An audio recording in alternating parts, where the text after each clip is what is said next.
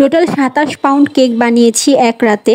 ছেলের স্কুলের ক্লাস পার্টিতে এগুলো অর্ডার ছিল। কেকের অর্ডারগুলো যখন পেয়েছি অনেক ভালো লাগছিল, তবে পরে বুঝতে পারছি যে এতগুলো অর্ডার নিয়ে নিজের শরীরের ক্ষতি করা আসলে ঠিক হয় নাই। এত বেশি প্রেশার নেওয়াটাও ঠিক না।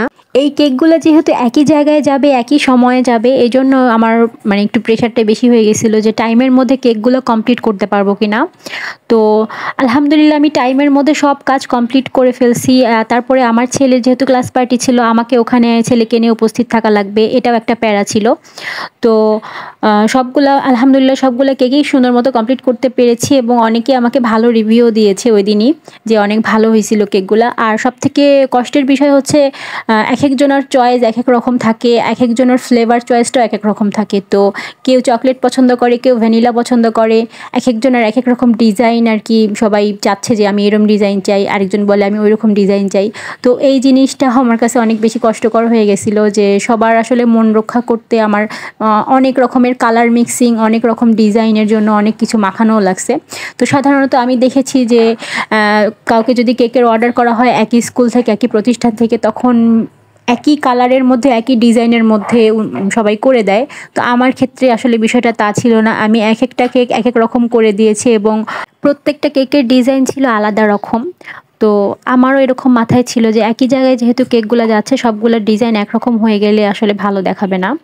তো এই জন্য আমি সবগুলো ডিজাইনই আলাদা করেছি। এজন্য আমাকে অনেক বেশি চিন্তার ভাবনার মধ্যে ছিলাম। একটা দুইটা কেক হলে খুব সুন্দর করেই করে ফেলা যাইত।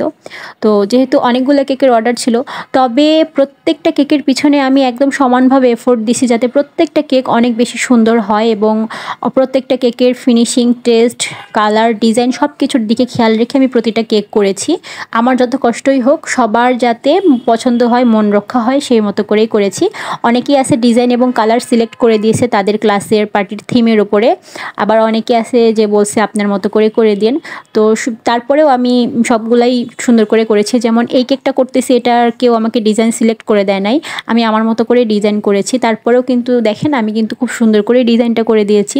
একদম যে সাদা মাটা সিম্পলের মধ্যে যে করে দিব এটাও করি নাই, খুব সুন্দর করেই আমি 2-3টা কালারের কম্বিনেশনে আর কি ডিজাইনটা করতেছি। যেহেতু একটা ছেলেদের ক্লাস পার্টি, তো আমি এই চিন্তা করে আমি একটু ব্লু কালারের মধ্যে কম্বিনেশনটা রাখছি। তো এই তো আজকে আমার এই যে কেকের ডিজাইন, আমি সবগুলো কেকের ডিজাইনের ভিডিও করতে পারি নাই, তবে সবগুলোর একটা একটা করে ছবি তুলে রাখছি, সবগুলো একসময় শেয়ার করে ফেলবো। তো কথা বলতে বলতেই তো আমার কেকের ফাইনাল লুক অফ ক্যামেরায় লিখে নিয়েছি। আর যেহেতু অনেকগুলো কেকের জন্য বেশি করে ভিডিও করাও হয় নাই, তারপরেও আপনাদের জন্য অল্প অল্প করে সব কিছুর একটা করে ভিডিও করে রাখছি। কেমন হয়েছে সবাই জানাবেন। আল্লাহ হাফেজ।